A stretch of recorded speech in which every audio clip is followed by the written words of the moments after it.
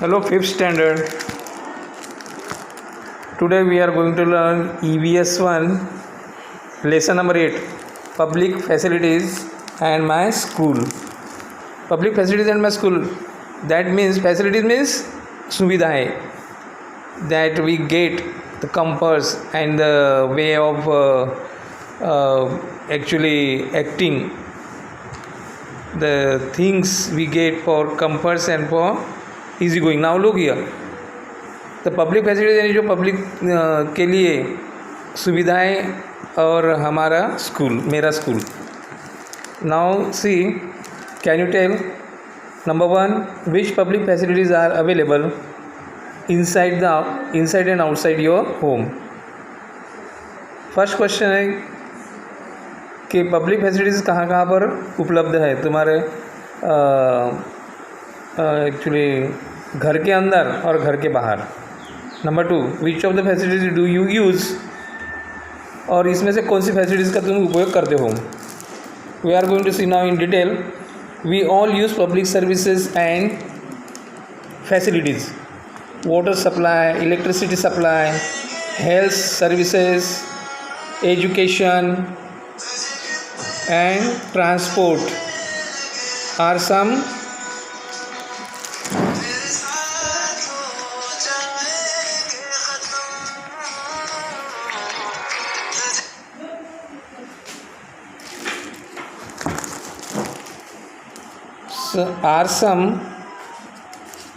important public services, and these services are meant for everyone. And the services, the organizations that provide them and we ourselves are all part of a system. Our school is also a part of that system. See, in this para it is given that what are the public facilities we get. So there are the names. वो names यहाँ दिए हैं, जैसे कि ये है water supply है जो हमारे घर में भी होता है, वाटर ड्रिंकिंग वाटर के लिए और अदर पर्पज़ के लिए. इलेक्ट्रिसिटी सप्लाई है, हेल्थ सर्विसेज है जैसा हॉस्पिटल्स, एंड एजुकेशन है जैसा स्कूल्स कॉलेजेस, और ट्रांसपोर्ट फैसिलिटीज़ जैसा buses, taxis and other means of transport. तो ये सब इम्पोर्टेंट पब्लिक सर्विसेज है जिसके बगैर काम नहीं चल सकते. इसको बोलते हैं इम्पोर्टेंट पब्लिक सर्विसेज. और ये पब्लिक सर्विसेज सब लोगों के लिए है, किसी एक के लिए नहीं. और जो भी ये पब्लिक सर्विसेज प्रोवाइड करता है यानी देता है, जैसा कुछ ऑर्गेनाइजेशंस है तो, और वो ऑर्गेनाइजेशन और हम भी उस सिस्टम के, ये एक सिस्टम है जो ये प्रोवाइड करता है सबके लिए. तो ये एक सिस्टम है और ये सिस्टम के हम भी एक पार्ट है, उसका एक भाग है. हमारा स्कूल भी एक उसका भाग है. Now this, try this, put a tick in front of all the services available at your school. तुम्हारे स्कूल में जो भी सुविधा अवेलेबल है ना, उसके सामने टिक मार्क करने का है. यहाँ पर तुम्हारे बुक में ये चार्ट बनाने का है और उसमें ये करने का है और ये मुझे सेंड करने का है. Okay, so look here now what to be done. Sufficient classrooms, तुम्हारे पास में सफिशिएंट क्लासरूम्स है, लाइब्रेरी है और गर्ल्स टॉयलेट है, electricity supply, then boys toilet and laboratory, drinking water and study corner, ramp यानी जिस पर से ऐसा व्हील चेयर पर से जाया जा सकता है, यानी उसमें स्टेप्स नहीं रहती है, ऐसा रोलिंग रोड रहता है, स्लोप बनाया जाता है जिससे जो हैंडीकैप्ड स्टूडेंट्स हैं वो व्हील चेयर पर बैठ के उस पर से जा सकते हैं. Computer class, playground, medical facility, mid day meal scheme and counselling centre, school pens and insurance scheme. तो इसमें से कौन से तुम्हारे पास में फैसिलिटीज़ है और कौन से नहीं है, उसके सामने जिसके जो फैसिलिटीज़ अवेलेबल है तुम्हारे स्कूल में उसके सामने टिक करने का है. Another thing is that sample poster, भी ये सैम्पल पोस्टर भी ऐसा बनाने का है तुम लोगों को. So see that name of the school, so you just write the name of the school in front of that column and year of establishment, कि ये कब स्कूल खुला उसका ईयर इसमें मेंशन करने का है. फाउंडर, कौन फाउंडर है स्कूल का, उसका नाम, एंड मोटो, इस स्कूल का मोटो क्या है, और एम्ब्लेम, इसका साइंस सिंबल क्या है वो भी देने का है. और number of students, girls boys, ये सब मिलाकर कितने स्टूडेंट्स इस स्कूल में पढ़ते हैं उनका नंबर देने का। नंबर ऑफ़ क्लासरूम्स, कितने क्लासरूम्स हैं। कलर ऑफ यूनिफॉर्म, कौन से कलर का यूनिफॉर्म तुम लोग पहनते हो। एंड नोट वर्दी अकम्पलिशमेंट, ऐसा कौन सा बहुत सी स्पेशल अकम्पलिशमेंट तुम्हारे स्कूल ने किया है उसके बारे में लिखने का है। अचीवमेंट, अवार्ड्स रिसीव्ड, कौन से अवार्ड्स तुम्हारे स्कूल को मिला है उसका नाम लिखने का है। Turn the page now, you can see in the picture, it's a picture of a playground, it's a school playground and students are playing football. So this is the facility actually given by the school to the students, correct? So they can play the games they want. It is very necessary for their physical growth and physical activity. तो ये हर school का ये होता है कि वो play ground उसको provide करे स्टूडेंट्स को ताकि वो खेल सके, क्योंकि फिजिकल एजुकेशन बहुत ही इंपॉर्टेंट होता है जैसे कि माइंड का education. Now see, school is for everyone. Each child has the right to go to school and learn, and this is called the right to education. According to the Right to Education Act, every child between the ages of 6 and 14 must go to school and complete primary education. For children with special needs, the upper age limit is 18 years of age instead of 14. In this where it is given that look how important school for every child. अपने देश में ये rule है कि her child का एक अधिकार है कि वो स्कूल जाए. हर चाइल्ड, कोई भी रहो, whether it is a poor और रिच, नो मैटर, तो वो स्कूल जाना ही चाहिए और उसको स्कूल जाकर पढ़ना चाहिए. प्राइमरी एजुकेशन तो लेना ही चाहिए. और दूसरी बात है कि ये राइट टू एजुकेशन का रूल है, यानी एजुकेशन का अधिकार, शिक्षण का अधिकार. और जो बच्चे हैं 6 और 14 ईयर्स के बीच में, इन्होंने प्राइमरी एजुकेशन बिल्कुल कंप्लीट करनी चाहिए. इससे compulsory for each and every child, वो 6 और 14 ईयर्स की एज में. और जो अपर एज लिमिट है जैसा 18 ईयर्स, तो वो 14 के जगह पे 18 किया है upper age limit. Another thing is that rule of the community in the development of a school. Role of the community, अभी जो स्कूल का डेवलपमेंट है, विकास है, उसमें कम्युनिटी का रोल क्या है. कम्युनिटी यानी सोसाइटी, लोगों का. So many people and institutions help to set up a school. Many parents, past students, writers, artist and sports persons, scientist and industrialist lend a hand in the growth of a school. A school is given assistance in the construction of classrooms. Here you can see now, लोगों का, बहुत से लोगों का इसमें हाथ होता है स्कूल को डेवलप करने के लिए. इनमें दिया है कि किस तरह के लोग हैं. जैसे स्टूडेंट, पेरेंट्स हैं जिनके बच्चे स्कूल में पढ़ते हैं, वो फीस देते हैं और अदर हेल्प करते रहते हैं. स्टूडेंट्स भी हैं. उसके बाद में राइटर्स हैं, लेखक, आर्टिस्ट है, कलाकार, स्पोर्ट्स पर्सन, खिलाड़ी, साइंटिस्ट, शास्त्रज्ञ, इंडस्ट्रियलिस्ट यानी बहुत बड़े बड़े बिजनेसमैन, ये भी इसको मदद करते हैं स्कूल को खड़ा करने में. और इसी के थ्रू क्लासरूम्स बनाए जाते हैं, स्कूल की बिल्डिंग खड़ी की जाती है.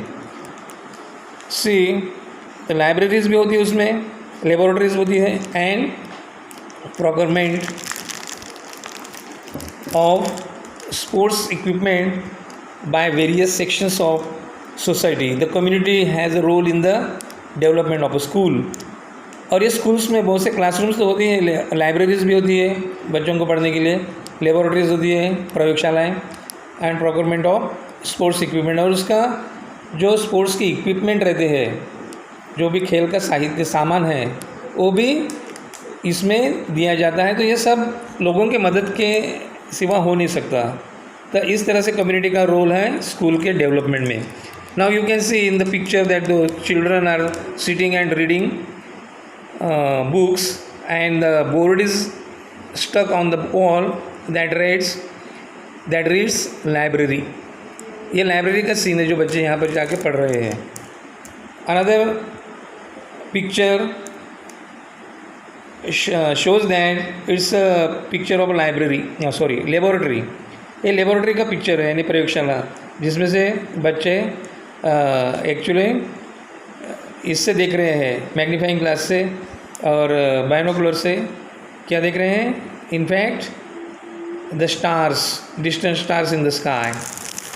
सो these are the facilities given by the school. इसमें देखो अभी in this picture you can see that read and discuss. इसको पढ़ के डिस्कस करने का है. What you can see in the picture, दो children are actually sweeping in the ground, correct, and agents of cleanliness. Who are this people, who are this children, they are agents of cleanliness. यानी agent cleanliness के लिए जो fix किए रहते हैं students वो है, और इसीलिए उनका काम कौन सा रहता है, साफ सफाई करने का, क्लीन रखने का. A school can also help in the development of a community or to solve a problem. In order to develop habits of cleanliness among the people, the children of a school become agents of cleanliness. Backed by the school, they launch a cleanliness drive in the village. They prepared posters asking people not to spit in the streets and to dispose of garbage properly. They presented street plays and convinced the residents of the importance of cleanliness. Thus, the school had a part in obtaining the clean village award for their village. It helped the village to build its unity. Now, how school help community to develop and to guide in a proper way? अभी school भी community को किस तरह से guide करता है कि school क्या करता है कि एक क्लीनलीनेस एजेंट का इस्टेब्लिशमेंट करता है. जो बच्चे हैं उनको रखा जाता है और वो क्या करते हैं, हर प्लेस को क्लीन रखते हैं और एक वो पोस्टर बनाकर जगह जगह चिपका देते हैं. और कहाँ उसमें एक मैसेज रहता है लोगों के लिए कि रास्ते पर थूकना नहीं चाहिए और गार्बेज का जो डिस्पोजल है वो प्रॉपरली होना चाहिए, अच्छी तरह से करना चाहिए, ना कि किधर भी सड़क पर फेंक दिया इधर उधर. अंडरस्टैंड. सो वो कौन सा मैसेज देते हैं कि क्लीनलीनेस कितना इंपॉर्टेंट है हमारे हेल्थ के लिए, और वो खुद उसका डेमोन्स्ट्रेट करते हैं. और इसलिए वो क्या करते हैं कि स्ट्रीट प्लेस का भी ऑर्गेनाइज करते हैं. स्ट्रीट प्लेस का भी होता है कि जो रास्ते पर नाटक होकर करते हैं ना, उसके थ्रू वो एक मैसेज देते हैं लोगों को. तो इस तरह से ना लोग अपने विलेज को क्लीन रखकर अवार्ड भी मिलाते हैं. तो इसमें स्कूल की ही भूमिका ज़्यादा बड़ी होती है. See now, can you tell which topics were discuss in a parent teacher meeting that you could observe. तो पेरेंट्स टीचर्स मीटिंग्स में कौन कौन से टॉपिक्स को डिस्कस किया गया है, ये तुमको करने का, गेस करने का. तुमको मालूम है तुम्हारे पेरेंट्स तुमको आपस में डिस्कशन करते होगी फिर बाद में. Number 2, which important discussions were made, decisions were made at this meeting. और ये मीटिंग में कौन कौन से इंपॉर्टेंट डिसीजंस लिए गए हैं. Number 3, did your friends parents all attend this meeting. क्या तुम्हारे फ्रेंड्स और पेरेंट्स ने सभी फ्रेंड्स ने इस मीटिंग को अटेंड किया है. Number 4, how did you realise that all parents are treated alike at your school. और तुमको ये कैसे पता चला कि ये जो भी पेरेंट्स है तुम्हारे स्कूल के द्वारा उनके साथ में सब सेम ट्रीटमेंट दिया जाता है उन सबको, ये तुमको कैसे पता चला. So all schools have a parent teacher association and माता पालक संघ.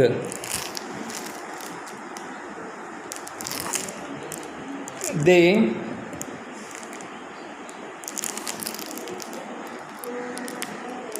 bring about dialogue between parents and teachers. Parents can help in various activities of the school. Next activity done by school is, school के द्वारा दूसरी भी activities की जाती हैं कि उन्होंने एसोसिएशन किया टीचर्स पेरेंट्स का और माता पालक संघ का एक आयोजन किया रहता है जिसमें पेरेंट्स और टीचर्स का मीटिंग होता है. उसी तरह से ये माता पालक संघ में जो मदर्स है वो उनका इसमें इंक्लूजन रहता है जिससे वो एक दूसरे की समस्याएं समझ सके. और वो क्या करते हैं, वो भी उनके इसमें संवाद होता है पेरेंट्स के बीच में और इन लोगों के बीच में, टीचर्स के बीच में. और इस तरह से क्या होता है कि पेरेंट्स भी स्कूल के एक्टिविटीज़ में हेल्प करते हैं, क्योंकि पेरेंट्स टीचर्स उनको प्रॉब्लम्स बताते हैं जिससे वो जो उनसे सॉल्व हो सकते हैं वो सॉल्व करने की कोशिश करते हैं। And the school respects all parents alike we must also inform our parents about the happenings in the school. We learn with the help of that both teachers and parents, and their interactions are to our benefit. उसी तरह से school सभी parents का respect करती है, उसमें कोई discrimination नहीं किया जाता है। एंड हमारा भी काम है कि हम पेरेंट्स को जो भी स्कूल में होता है उसके बारे में जानकारी दें, पूरी इनको इन्फॉर्मेशन देनी चाहिए कि जो कुछ हो रहा है, स्पोर्ट्स है या कॉम्पिटिशन्स है या फिज़िकल हेल्थ का या फिर कोई भी एजुकेशनल एक्टिविटीज़ है उसके बारे में उनको बताते रहना चाहिए।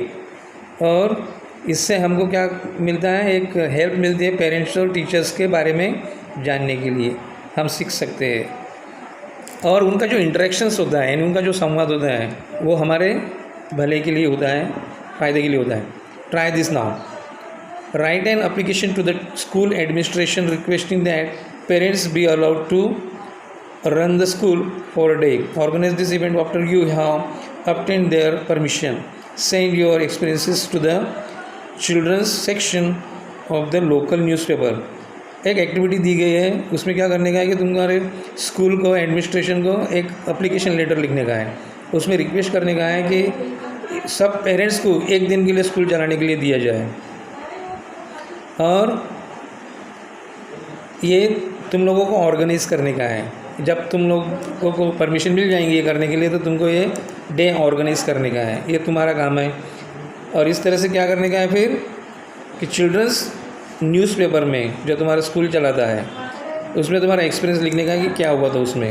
Now always remember, education is a fundamental right of every child. ये भी हमेशा याद रखना चाहिए कि ये हर चाइल्ड का एक फंडामेंटल राइट होता है एजुकेशन। फंडामेंटल मीन्स नेसेसरी, ज़रूरी, जिसको लेना ही चाहिए। एजुकेशन के बिना कोई ये नहीं है, no way. We are going to see in the picture, there are the both pictures, 2 pictures are given in 1 picture. Parent teachers music, parents उनके बच्चों को म्यूज़िक सिखा रहे, देखो इस पिक्चर में। In another picture a parent conducts a drill, और parents drill भी ले रहे हैं स्कूल में। यानी इस तरह से पेरेंट्स को एक दिन के लिए स्कूल चलाने के देने के बाद में ये एक्टिविटीज़ तुमको देखने को मिलेगी। Now you see that what we have learned, अभी हमने क्या पढ़ा है, सीखा है। We must use public services and facilities responsibly, कि हमको पब्लिक सर्विसेज का यूज़ बहुत ही रिस्पॉन्सिबल तरीके से करना चाहिए, जवाबदारी से करना चाहिए। दूसरा है schools had lend hand in the development of the community, schools भी मदद करती है कम्युनिटी को डेवलप करने के लिए। Every child has the right to go to school and learn, और हर चाइल्ड को क्या होता है, अधिकार होता है स्कूल जाने के लिए। Now your homework you take that because we have completed the lesson. Fill in the blanks, answer in 1 sentence and write what will happen. ये इतने 3 टाइप्स के क्वेश्चन तुमको करने का है और मेरे इस पे भेजने का है। दैट्स इट नंबर पर।